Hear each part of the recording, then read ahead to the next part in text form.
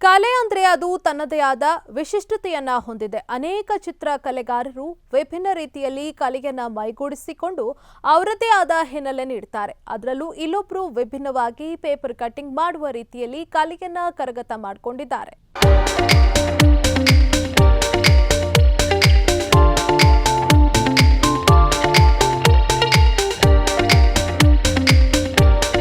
ಕಲೆ ಅನ್ನೋದು ಯಾರ ಮನೆಯ ಸೊತ್ತು ಅಲ್ಲ, ಎಲ್ಲರಿಗೂ ಅದು ಒಲಿದು ಬರುವುದಿಲ್ಲ.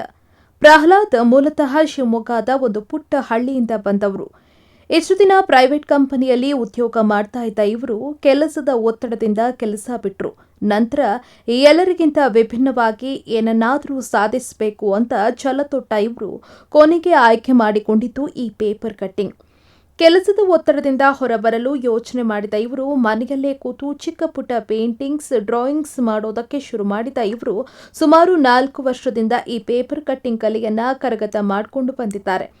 ಇವರು ಹಲವಾರು ಶೋಗಳಲ್ಲೂ ಕೂಡ ಭಾಗವಹಿಸಿ ಪ್ರಶಸ್ತಿಗಳನ್ನು ಪಡ್ಕೊಂಡಿದ್ದಾರೆ.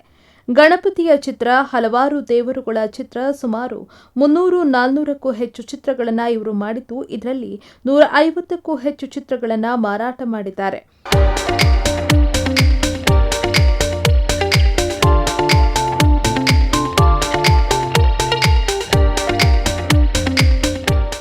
ನೋಡಿದ್ರಲ್ಲ, ಈ ಪೇಪರ್ ಕಟ್ಟಿಂಗ್ಸ್ಗಳು ಎಷ್ಟು ಸುಂದರವಾಗಿದೆ ಅಂತ.